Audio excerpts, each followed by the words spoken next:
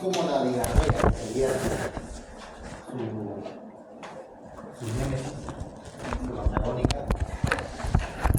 Aquí tenemos que entender que la constipación la tenemos que ver como un tema de ambas, constipación y diarrea, con un problema en la periodicidad, en la frecuencia. ¿Okay? La constipación como concepto se define en ese retardo de la evacuación normal, retardo de la evacuación. ¿Ok? Y dice normal.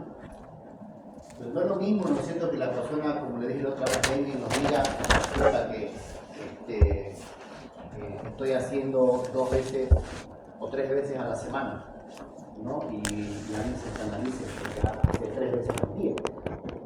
El que hace 3 veces al día es normal para esa persona, ¿no? Si la que hace 3 veces al día empieza a hacer una sola vez al día, ya se irá preocupando, ¿no? Pero el que hace cada 2 días, entonces podría definirse como normal.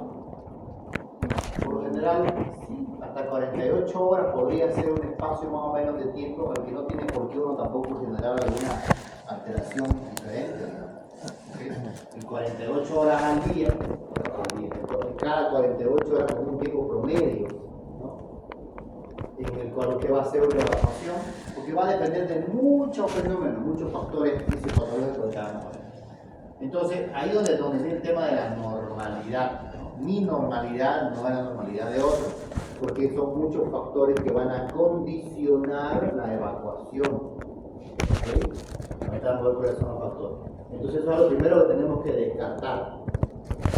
Más que la periodicidad, también tenemos que ver las condiciones de las mismas heces. Si yo hago cada 2 días, ¿ya? Pero en esas 48 horas tengo una evacuación en la cual existe una calidad de las heces relativamente normal, es decir, relativamente húmeda, tamaño, aspecto, color, olor, ¿no? Pero si tengo cada 48 horas y esa defecación es con mucha fuerza, con pujo, y esa defecación está muy seca, ahora sí cambia el sentido, cambia la figura, ¿entiendes? Estamos hablando de que la periodicidad no debo valorarla sola, tengo que valorarla con el ritmo y la calidad del producto, es decir, para interpretar justamente qué es lo que está pasando en esta evacuación. Entonces, los factores fisiopatológicos que debemos considerar, ¿no?, son cuando disminuye la permeabilidad del tubo digestivo y o hay disminución del aporte de agua. Dijimos la anterior vez que las personas que toman muy poco líquido, ¿qué es lo que tienen que hacer nuestro sistema regulatorio o circulatorio? Empiezan a buscar líquido, porque no hay el aporte suficiente. Uno de los lugares que busca es el tubo digestivo y aumenta la permeabilidad del tubo, empieza a sacar líquido dentro del tubo, ¿no? Y el tubo empieza a absorber mucho más todo el bolo alimenticio. ¿Absorber a qué punto? A que en la medida que va bajando el tan elevada la absorción de líquido, que vamos a tener al final un producto que está muy deshidratado, muy seco. Y obviamente cuando disminuye la hidratación adecuada, cuando disminuye la permeabilidad, vamos a tener una lentitud también en el paso, porque automáticamente para aumentar esa permeabilidad, para poder absorber más líquido, voy a procesar, voy a generar una lentitud pericálica, porque la mejor forma de absorber más tiempo es tenerlo más tiempo ahí. ¿Okay? Mientras más lento baja, más tiempo de absorber. ¿Okay? Mientras más rápido baja, menos tiempo de absorción, por lo tanto va a bajar más líquido. Eso es lo que va a pasar en la diarrea. Aquí hay una lentitud en el bajar, ¿no? Esto también puede ser ocasionado por alteraciones en el equilibrio neuromotor, cuando hay enfermedades o patologías que alteran, ¿ya?, los factores, los mecanismos neuromotores del intestino y generan un enlentecimiento. ¿Qué puede enlentecer nuestro intestino? ¿Algunos medicamentos? Sí. ¿Cómo puede enlentecer? Cuando estamos expuestos a una cirugía, cuando se abre el abdomen y estamos en una cirugía, los cirujanos están buscando algo que no sea intestino, estamos obligados a apartar el intestino, a lavar el intestino, a movilizarlo. ese manoseo intestinal le genera al intestino por el reflejo del peritoneo un líquido paralítico. Automáticamente detiene el peristaltismo por defensa, se detiene hasta que eso vuelve otra vez a la normalidad y empieza a recuperar el tránsito intestinal. Vamos a tener esa parálisis que obviamente es una alteración neuromotora y vamos a tener una evacuación tardía, ¿no? Posterior a la anestesia, lo mismo. La exposición a la anestesia también nos puede ocasionar una alteración neuromotora y por tanto un enlentecimiento del tránsito intestinal. Por eso es que los cirujanos, para dar de alta a su paciente, usualmente hay que esperar que existe evacuación, o que por lo menos haya liberación de gases, ¿no? ¿Por qué? Porque la liberación de gases ya nos está hablando que hay un peristaltismo ya adecuado, ¿no? O por lo menos ya iniciado. Doctor, una pregunta: ¿y alguna patología tipo como la asitis también puede afectar el tema del peristaltismo? El problema es sí por la compresión, ¿no? Porque la asitis es no está aquí, estaría escrito el neuromotor igual, porque la asitis, como es un edema generalizado por encima del peritoneo, ¿no es cierto? Entonces este edema te va a generar obviamente un mecanismo de compresión. Lo mismo, ¿no? El intestino está comprimido, por lo tanto esa compresión nos va a disminuir su probabilidad peristáltica y nos va a postergar. Pero en el caso de la asitis, aparte de la compresión, también está causada por la alteración en la permeabilidad del tubo. Porque el paciente con asitis hay que entender el origen de la asitis. Y si el problema de la asitis es una caída de las proteínas, en un paciente hepatópata, ¿no? Un paciente con una patología hepática por lo general, o un nefrópata, entonces ahí tenemos pérdida intensa de proteínas. Y un organismo que se queda sin proteína es un organismo que no logra contener el agua. Y hay una extravasación, hay un edema por liberación extraplasmática de líquido. Entonces eso de igual forma va a absorber al intestino y también nos va a resecar, ¿no? Nos va a generar una constipación, no solamente por la compresión, sino por los factores de permeabilidad del tubo digestivo también, ¿no? Luego está la hiperactividad de la acción enzimática, sí. Cuando tenemos un aumento en la acción enzimática digestiva, por una gastritis, por actividades, situaciones estresantes que nos van a aumentar la actividad enzimática, pacientes hipersecretantes u otros que van a hacer que tengamos mayor absorción. Cuando hay mayor absorción intestinal, de igual forma tenemos un bolo alimenticio que va a ir siendo absorbido de mejor forma y va a ir terminando a tener menos cuerpo. ¿Okay? Hay mayor absorción, hay mayor utilización de nutrientes, pero el bolo empieza a tener menor cuerpo. Y si tiene menor cuerpo, entonces no necesita una peristalsis exagerada y al final la cantidad no logra generar, ¿no es cierto?, una estimulación de la ampolla rectal y por lo tanto se va a postergar, ¿no? Se aumenta la periodicidad de las evacuaciones, ¿no? Por un tema de cantidad, porque al fin y al cabo uno genera una evacuación también por la cantidad de heces fecales que existen, ¿no es cierto? Amén que sea por la periodicidad y que uno termine haciendo poco, pero también existe el problema por la cantidad. La falta de sustancias de residuo, ¿qué significará esto? Sustancias de residuo en la alimentación. Sólido.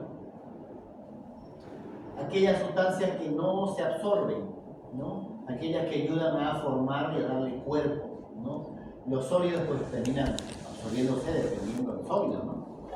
Pero hay sustancias o elementos o alimentos que no terminan de absorberse, como las fibras, ¿no? Claro, las fibras usualmente no se absorben, por eso es que en la dieta, en el cambio de alimentación que se le pide a los pacientes que están en constipación, siempre aparte de la mejora de la ingesta de líquidos, se les pide el aumentar la fibra. Y no se le dice nada más. Y ahí queda, ¿no es cierto? No hay el apoyo de explicar qué son las fibras, dónde las vas a encontrar, ¿no es cierto? Y eso es un problema, una falta, ¿no? En la investigación. Quizás el paciente no le pregunta, ¿no? Y le dice, ¿y dónde pido fibra? ¿No? Entonces, las sustancias de residuos son justamente tener muchas las fibras que ayudan a darle cuerpo, ¿no? Porque si no, vamos a tener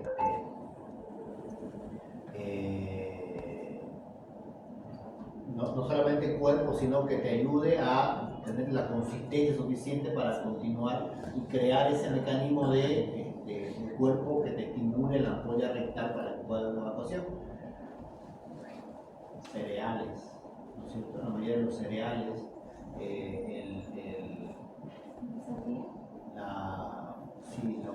¿qué se llama? El cuerpo de alguna fruta, ¿no es cierto? El pelaje o la textura externa de algunas verduras, como el caso del tomate, por ejemplo, ¿no? Del pimentón y otros que uno las come sin sacarles, digamos, nada, te van a ayudar a ser parte de esos alimentos residuos que usualmente uno los encuentra en la evacuación. Entonces, factores asociados, estamos hablando con todos aquellos otros que van a generar un mecanismo que obstaculice o que altere la evacuación, ¿no? Oclusiones, las compresiones que decía su compañero en el caso de ascitis, ¿no? Vamos a tener esas alteraciones que van a afectar la evacuación. Lo contrario, las diarreas. Y aquí debemos entender a la diarrea no como lo venimos haciendo o como lo viene entendiendo la población, ¿no? Por ejemplo, usualmente cuando viene un paciente y te dice, doctor, me cuento que estoy con diarrea. Y me quedo solo ahí, no investigar si evidentemente está con diarrea. Usted dirá, ¿por qué no le vamos a creer al paciente? Porque hay que entender la visión o la óptica de los conceptos. Quizás para ese paciente, ¿no? Cuando me dice que el paciente me dice estoy con diarrea, entonces yo le digo, ok, ¿desde cuándo estás así? Desperté al baño. Y yo veo la hora, y ahorita son las 10 de la mañana, entonces le digo, ya despertaste y te fuiste al baño. ¿Y cuántas veces has hecho? Mi paciente me dice, una. ¿Y fue líquido? Sí. Entonces, ¿está con diarrea el paciente? No. No. Pero el paciente cree que la deposición líquida ya es diarrea, ¿no es cierto? Y diarrea debemos entenderla como una alteración en el número y cantidad de veces. Otra vez, periodicidad.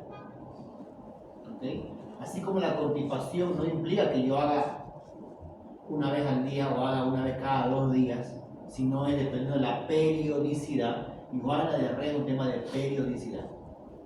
Por lo general debo siempre intentar valorar en 24 horas. ¿Ya? Debo más o menos valorar en 24 horas. La constipación también, doctor, se valorar en 24 horas. 48 a 48. Te da la pauta como para más o menos considerar, ¿no es cierto?, si entras una constipación o no. Porque puede ser circunstancial por los factores que acabamos de decir, ¿no? Disminución de aporte, ¿no? Comencé recién a hacer ejercicio y no estoy tomando agua, ¿no? Estoy en periodo con problemas y eso me afecta neuromotoramente por un tema de estrés. O al revés, podemos tener también diarrea por estrés. O sea, en ambos casos puede existir, ¿no? Que exista una disminución, una alteración neuromotora, ya sea aumentada o disminuida, ¿no? En ambos casos puede estar presente. Entonces debo entender de que ese aumento de número y cantidad de posiciones periódicas normal, ¿no? Es la evacuación demasiado rápida de las heces, excesivamente fluida o la expulsión de productos anormales de la mucosa intestinal. Cuando voy a usar moco en vez de sal en el moco, ¿no? Sangre o moco sangre o secretarios con sangre, pero en menor cantidad, o puede tener restos alimenticios. No hay nada raro que usualmente, muy pocas veces en adultos, pero usualmente más lo ocurre en el caso de los niños. Los padres te mandan la foto, te muestran la foto, ¿no? O te traen el pañal. Mira, te traen el pañal, ¿no? Y uno ahí, a ver, voy a sacar, voy a convertir en un, voy a ver el futuro de ese niño. ¿Ya? Porque se supone que debemos entender la fisiopatología y debemos entender que si yo voy a encontrar un pañal que va a tener pastoso a líquido y voy a encontrar moco, el moco no es algo que sale en todas las heces, hay una alteración, algo está generando de que aunque exista no cierta expulsión de productos anormales de la mucosa intestinal, o voy a encontrar rastros de sangre, debería ir pensando, orientándome en una alteración, una infiltración fitopatológica por alguna sustancia tóxica o una bacteria que me está causando una lesión a nivel de la mucosa. O seguramente voy a encontrar restos alimenticios, ¿no? Es normal, ¿no es cierto?, que encontremos restos alimenticios, ¿no? Que encuentre ahí un pedazo de sandía, un pedazo de piña, ¿no es cierto?, lo más rígido, ¿no? Encontrándome las lentejas, ¿no es cierto? Entonces, ¿por qué? Eso me debe hacer entender quizás el lugar donde estaba ocurriendo la lesión o el proceso infeccioso o donde ha disparado, ¿no?, la alteración. ¿Por qué? Porque si yo tengo una lesión que comienza muy arriba, a nivel estómago o duodeno, y ahí comienza la alteración y el aumento peristáltico, significa que el alimento ni bien entró al estómago, se bañó de ácido gástrico y empieza a bajar por el duodeno. En ese momento comienza el estómago, ¿no? Comienza la peristalsis. Entonces voy a tener alimentos que no han sido digeridos. Entonces voy a terminar con restos alimenticios a la vista. Pero sin embargo, cuando las heces, las deposiciones líquidas son fuertemente líquidas o tienen relativamente algo de pastosidad, pero no podés determinar qué son, porque están completamente digeridas. Significa que el proceso ha sido mucho más abajo, quizás en colon, al inicio del colon, donde tenemos una alteración, una colitis y otra. Entonces también por eso te voy a definir el futuro de ese niño, ¿no es cierto? Viendo si tengo unas heces que no puedo determinar qué hay, porque está completamente digerido, o encontrar restos alimenticios. Te dije que marqué bien. No, es que en ese lugar está, ¿no es cierto?, la lesión está muy alto, ¿no? Y no ha habido tiempo de digerir. Me tienen que llevar por tanto a pensar, si el problema está bien arriba, es menos probable que sea infeccioso.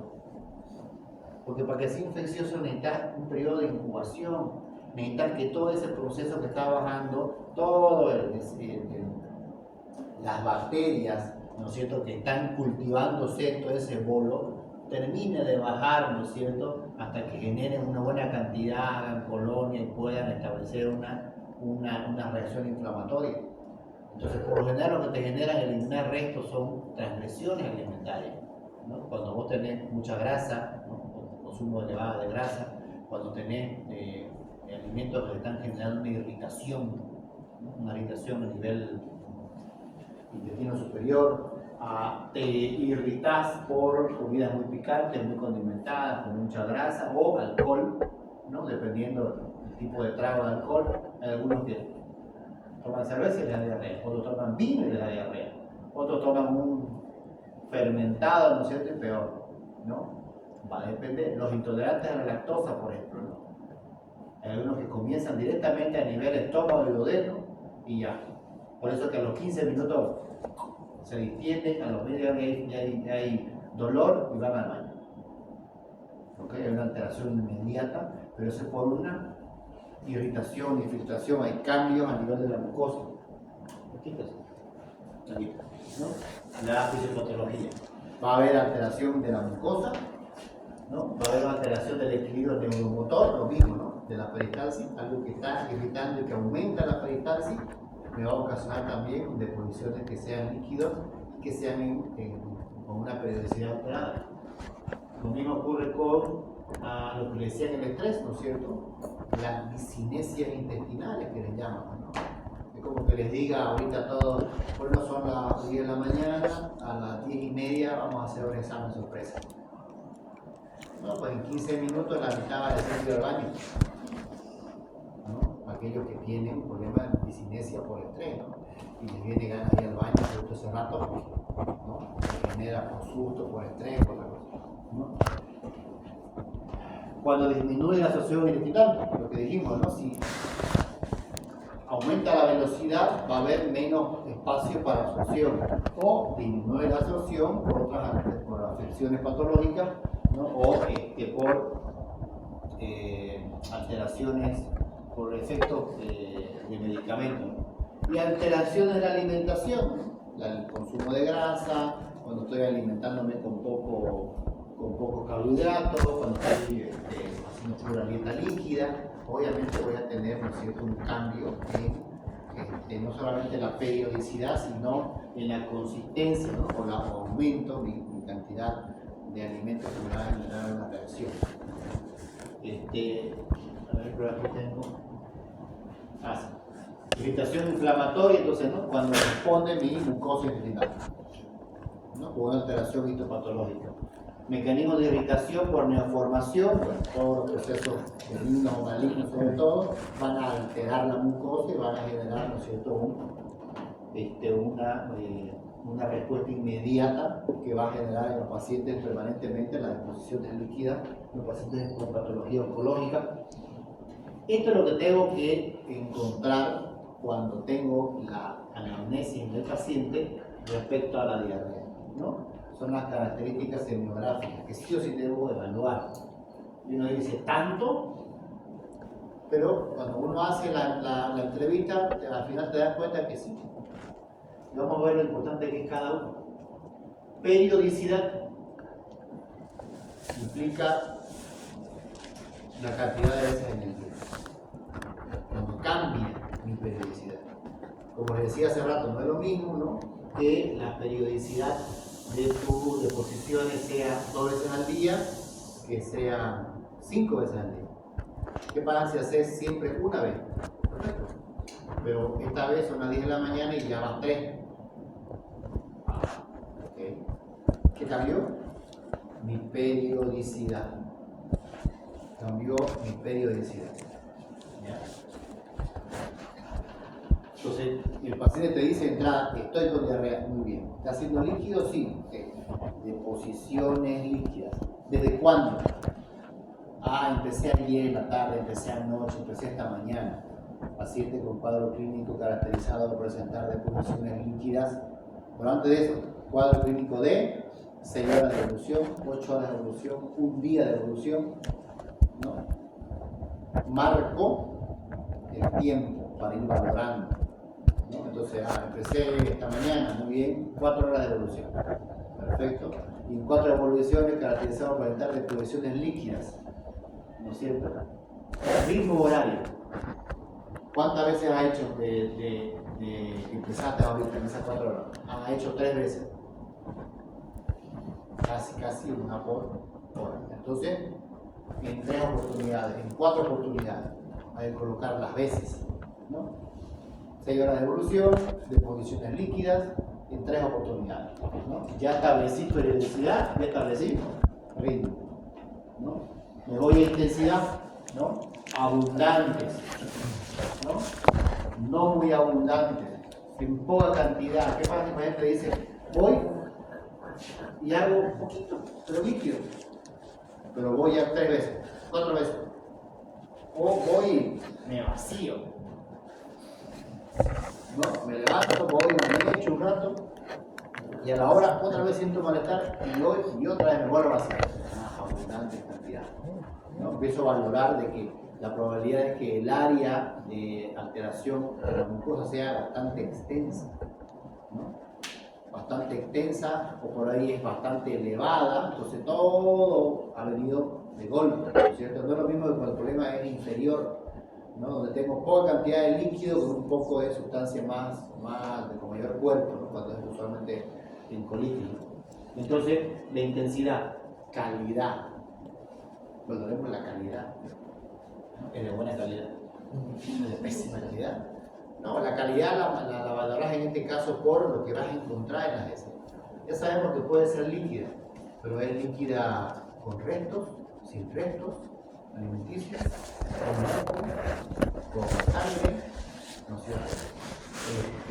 Es fétida, no tiene olor, tiene mucho olor, es media, tiene grasa, no tiene grasa. O sea, hay valorar la calidad respecto a las características, ¿no? Organolépticas que puedan encontrar, lo que veo, lo que huelo, ¿no? Y eso es el paciente que te lo manifiesta, pero hay que preguntar, ¿no es cierto? En mucha cantidad, sí, alto, ¿no? ¿Y tiene mucho olor o no, normal o muy poco? No, o sí, ¿no? Nadie me aguanta. ¿Por qué? Porque también nos va a orientar cuando estamos ante un problema, ¿no es cierto?, de transgresión, o el problema se viene hace rato porque ha transitado todo el tubo digestivo, ha tenido tiempo para hacer una putrefacción, ¿no es cierto? O todo iba bien hasta que llegó a un lugar en el que aumentó el periantantismo y simplemente hizo que termine saliendo más rápido, ¿no? Y no tiene por qué haber una alteración, ¿no es cierto?, en el órgano léptico, ¿no? Modo de inicio, modo de comienzo, ¿no? En el modo de comienzo me levanté. ¿Cómo empezó la diarrea? ¿Tuvo alguna manifestación anterior? ¿Tuviste dolor? No, me levanté normal como todos los días y yo tengo la costumbre de ir al baño antes de salir y fui y ya, líquido. O no, desde anoche estoy con un malestar, anoche después de la cena me sentí que se me hinchó la barriga y anoche estuve dando vueltas, tenía un cólico aquí, empezó a sonar mi barriga, hubo distensión, ¿no es cierto?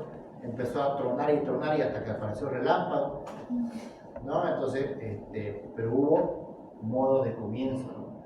Y los síntomas asociados, hubo náusea, hubo vómito, hubo dolor de cabeza, o quizás el paciente ya estaba con un cuadro respiratorio, ¿no? Sobre todo en los niños a veces puede cursar el cuadro respiratorio acompañado de una diarrea, ¿no? Entonces, debo entender toda esta periodicidad y termino el curso, es decir, cómo va yendo, ¿no? El curso de la enfermedad. El paciente desde que empezó hasta ahorita se siente igual sobre la deposición o está empeorándose, ¿no? Después de la tercera, doctor, ya no puedo ni caminar, apenas llego al baño, no me da el tiempo, ya me dio calambre, ¿no? Estoy mareado, y determino el curso de la enfermedad, si se va agravando. De repente ya todo, ¿no? El tema es saber cómo interpreto y qué información es la que necesito, ¿no? Pero debo tener en cuenta que toda esta información es muy importante para ir determinando el origen del mismo, ¿ok? Y además determinar los efectos, ¿no es cierto? Si el paciente me dice, mira, hice una sola vez, o ayer hice 3 veces, hoy día 2, no es mucha cantidad, no tengo dolor, pero simplemente, ¿cómo te sentís? Bien, estoy bien, no sé qué. Y es una persona que ha hecho 2 veces, nada más, 3, 2, se siente bien. No voy a complicarme y no voy a sospechar de la probabilidad de que me deshidrate, ¿no? Pero si tengo una persona adulta, mayor, o un niño, y me dice de que toda la mañana ha ido 6 veces, por ahí no llega hasta el final del día, ¿no? Por la cantidad de veces. Pero si no se repone, entonces es complicado. Tengo que valorar todo. Pero para esto tengo que más o menos no quedarme con el que tengo diarrea, ya, ok. Hablemos, preguntemos de todo esto, determinemos qué implica tu diarrea, cuándo, qué tiempo, cuántas veces al día, ¿no? Abundante, no abundante, calidad, hay restos, no hay restos, ¿no es cierto? ¿Es nauseabundo, no es nauseabundo? ¿Cómo empezó? ¿Qué antecedentes hay alimenticio, de infección o no? Un montón de situaciones en las que tengo que evaluar y valorar para poder orientar el tratamiento. Y obviamente voy a utilizar pues, apoyo diagnóstico, ¿no? Sobre todo con laboratorio. ¿Qué voy a buscar en el laboratorio?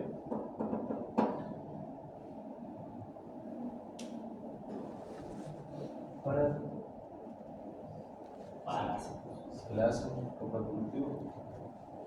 En el laboratorio voy a buscar la probabilidad de primero discernir si el tema es infeccioso o no. Y los parásitos muy poco nos dan diarrea. Hay unos parásitos que nos pueden ocasionar convulsiones intestinales. Los que nos van a dar diarrea más son los procesos bacterianos, los procesos virales y obviamente las transmisiones alimentarias o las intolerancias. No nos olvidemos de las intolerancias, por favor, ¿no? Que más han ido aumentando bastante, ¿no? Las intolerancias ahora, a la lactosa, al gluten,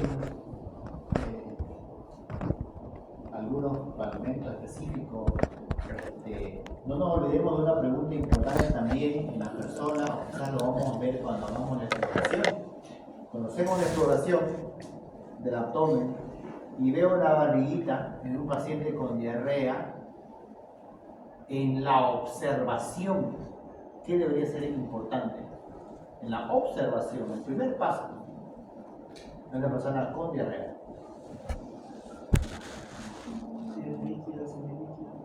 No, observación del abdomen, no observación de la S. En el paciente, en la observación, al paciente lo voy a echar porque voy a sí o sí explorar su abdomen, ¿no es cierto? Un síntoma digestivo es explorar su abdomen, ¿no? Lo voy a echar en la camilla, voy a destapar el abdomen, voy a primero observar. ¿Qué voy a observar en ese abdomen? Sí, está hinchado. Si hay obstrucción, hay distensión. Por lo general, pero también si hay muchos gases hay distensión. Entonces voy a ir a observar distensión, ¿no es cierto? Una distensión abdominal me está yendo a mostrar que tenemos nosotros un problema donde ha habido una alteración en nuestro de irritación inflamatoria. Irritación inflamatoria o afectación de la mucosa, porque significa que tenemos una flora bacteriana que ha empezado a producir más gases de lo normal. ¿Okay? Pero además también voy a buscar otra cosa en observación. ¿Qué busco en piel?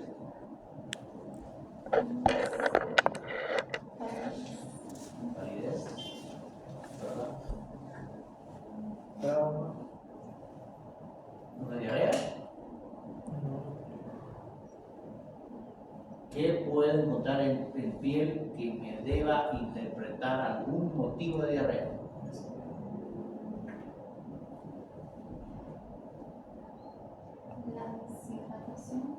Deshidratación.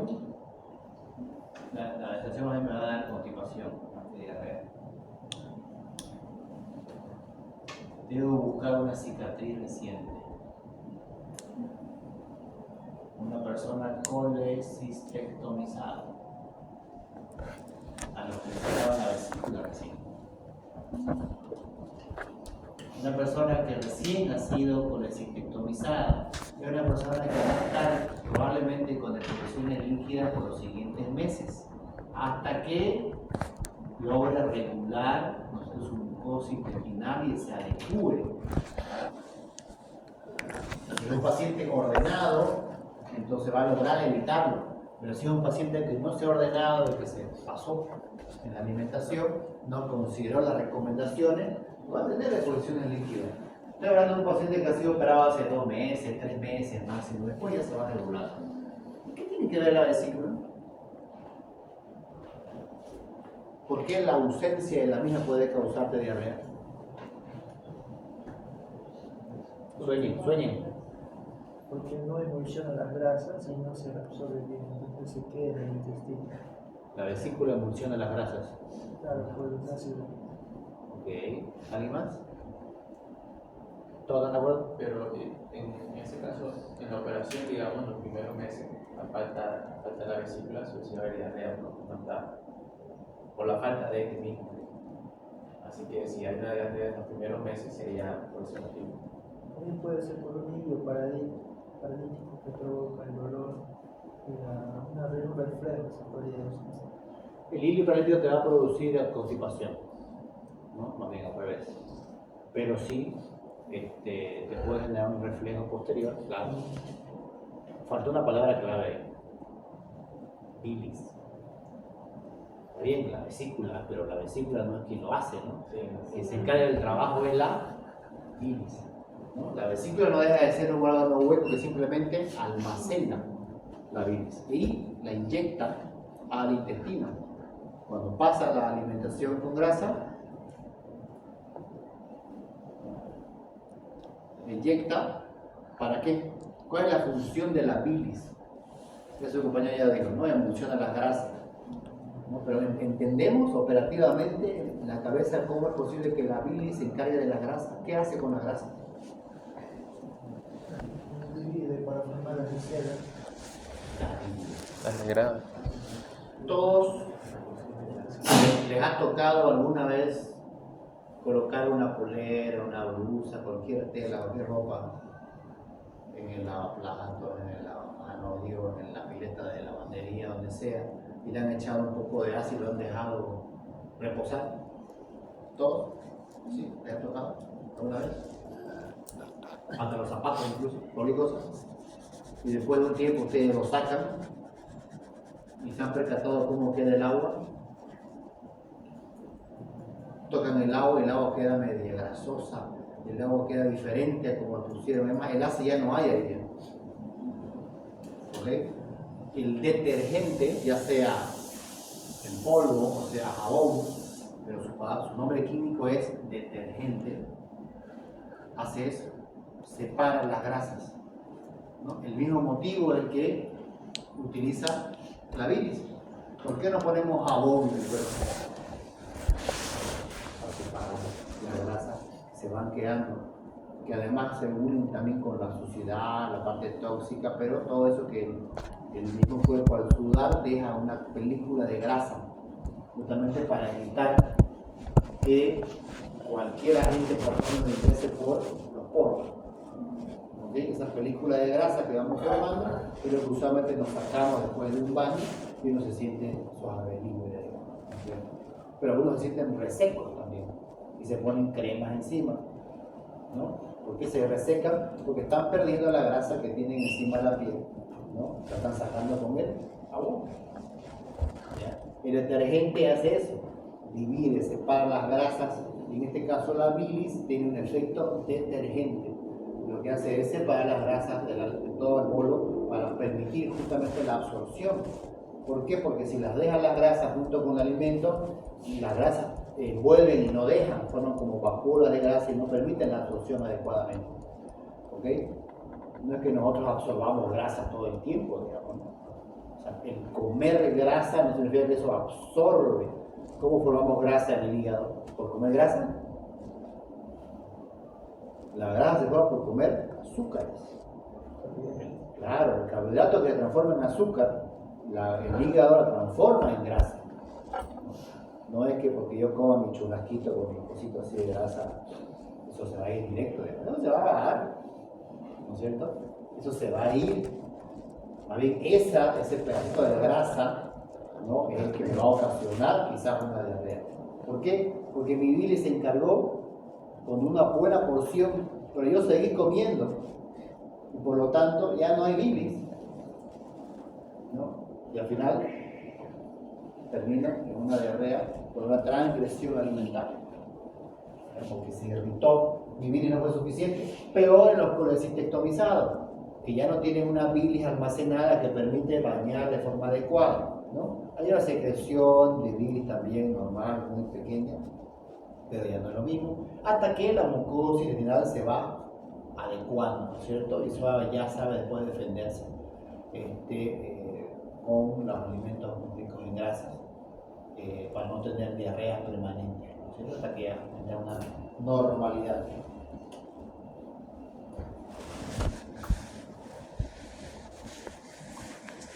Intensidad, ¿no? Los procesos diarreicos se calculan por el número de posiciones, ¿ya? Y por la cantidad. Las abundantes obedecen a trastornos de absorción, ¿no? Ya dijimos, no hay buena absorción, entonces, ¿no? Cantidad de arriba viene, ¿no? Abundante cantidad. Se produce por el gran contenido alimenticio que ha sido mal absorbido, ¿no? Cuando los problemas son más superiores.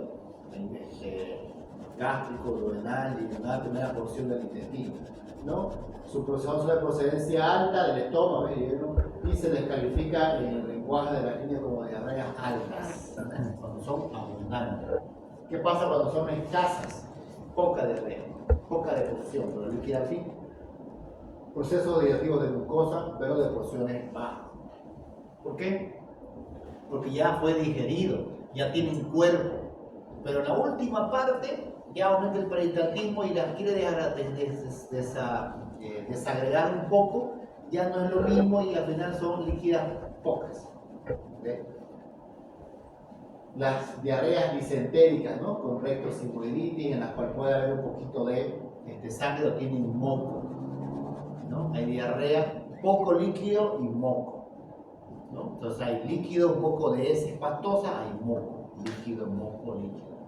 Entonces la última parte, la disenteria, ¿no? Contenido moco y sangre y su número es considerable y se pueden hasta 20, 30, 50 veces en un día, ¿no? ¿Por qué? Porque son cada rato malestar, dolor cólico, los cólicos fuertes, ¿no? De hipogastrio, van al baño, hace poco, ¿no? Pero hace un poco. Pero hace muy poco, poca cantidad, pero son cada rato. ¿Okay? Calidad es lo que dijimos, ¿no es cierto? Cantidad, color, olor, presencia de cosas, eso, el juicio obviamente del laboratorista. Además, el laboratorista nos puede decir, algunas veces el laboratorio te pone presencia de vacuolas o glóbulos de grasa en regular cantidad, en abundante cantidad. Eso ya te va a orientar, ¿no? Si te sale un laboratorio en el cual, en el moco fecal, ¿no? Te hacen estudio del moco fecal, te sale 0% de polimorfos nucleares, 0% de mononucleares, que es lo que voy a buscar en el moco fecal, que es la valoración de las heces o del líquido. Entonces no encontré glóbulos blancos, no encontré nada, 0%, pero te pone en observación presencia de glóbulos de grasa. Ya está. Me está diciendo que algo bastante arriba, ¿no es cierto?, con mucha grasa, has consumido y que tenés una diarrea posiblemente alta, no infecciosa, sino una transmisión alimentaria, algo irritó tu glucosa y te generó una deposición líquida. A ese paciente no me va a dar antibióticos, ¿no? A ese paciente es cambiar de dieta completamente y aumentar los líquidos y se acabó, ¿no? Pues tenés que volver a su estado, tenés que retomar otra vez, ¿no? Reponés para mantener, ¿no? Y cambiar su alimentación para disminuir la probabilidad de que siga irritando. ¿Okay?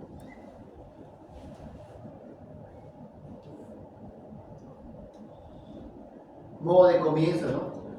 Toda diarrea de inicio brusco orienta a procesos inflamatorios, ciertos tóxicos, las transgresiones, el régimen dietético, ¿no? Como tuya diarrea aguda. En cambio, cuando comienza lentamente, como que de pastoso se va pasando a más crema, se hizo un poquito más líquido, lentamente fue alterando.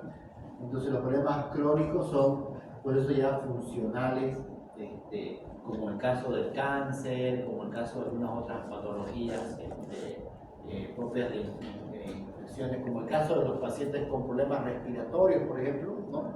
A veces así, comienza normal, termina el día haciéndose diferente, pastoso, al final del día va a ser una deposición líquida, pero va a ser una transición, ¿no? Lentamente.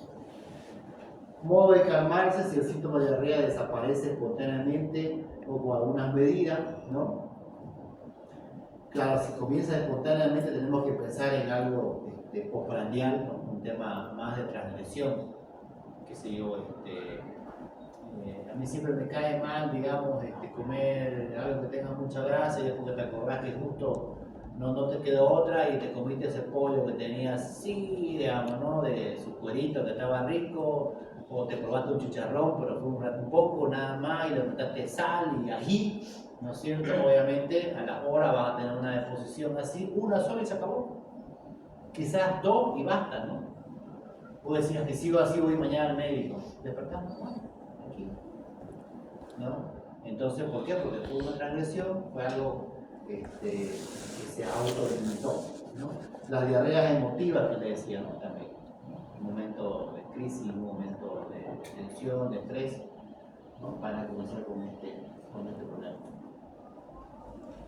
Entonces, cuando hay esas afecciones de mucosa, ¿no? Vamos a pensar en todo lo que implica las infecciones en sí, bacterianas, virales, micóticas, parasitarias, ¿no? Las disenterías baciliares, problemas amebianos, ¿no? Las enteritis por salmonelosis, por ejemplo. Así que, ahora, por ejemplo, ahí en salmonelosis, no todas las salmonelosis van a causar diarrea. ¿Okay? No esperemos encontrar salmonelosis en todas las diarreas, ni todas las salmonelosis causan diarrea, ¿no? A veces usted tiene un paciente adolorido, con un dolor difuso abdominal, quizás un poco de distensión, un poco de dolores cólicos, pero no hay deposiciones, ¿no? O no es suficiente cantidad, o la toxina de la salmonela no es suficiente para usted, ¿no? Entonces vamos a escuchar un abdomen y lo vamos a escuchar ligeramente aumentado, subidos hidroaéreos, pero no termina en una diarrea, ¿no? Entonces hay que pedir un copo para evaluar, pero también no olvidemos pedir en sangre. Para identificar la salmonela se utiliza una analítica que se llama reacción de Vidal, ¿no? Una reacción de Vidal para identificar salmonelas. Se identifican 4 tipos de salmonelas típicas. Entonces, muchas veces encontramos presencia, ¿no?, de salmonella típica, pero no hay diarrea. Pero sí hay alteraciones digestivas, ¿no? Digestión abdominal, meteorismo, dolor, náusea, ¿no? Y está como salmonelosis, pero no ha generado diarrea. Y ya está, ¿no? Hay algunos que ni siquiera le dan tratamiento, otros sí. Hay algunas diarreas bacterias que se llaman por parásitos o protozoarios, como las Yardiasis, por ejemplo, que son bastante comunes acá. La Yardia lambda te genera esa situación, ¿no? Intoxicaciones, ¿no?, por tratamientos, por alimentos, o por ejemplo hay pacientes que están con su problema de artritis y se les da los protectores gástricos, ¿no?, como el Bonagel, o si no el hidróxido de bismuto o el hidróxido de aluminio, el bismutol, cuando le escuchar el bismutol, el otro el Bonagel, que es aluminio. En algunos pacientes el bismutol le da diarrea, ¿no? Les calma el ardor, pero da diarrea, ¿no es cierto? En otros el aluminio, ¿no? Entonces hay que también valorar. ¿Por qué? Porque le estamos dando una cantidad que no está acostumbrado y esa cosa que reacciona como una intoxicación ante un fenómeno de exógeno, que es justamente la contaminación, digamos, la intoxicación por bismuto o por aluminio.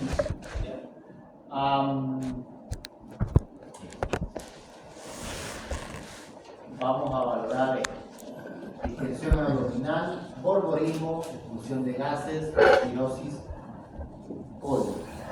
¿Okay? Todos están a la mano con su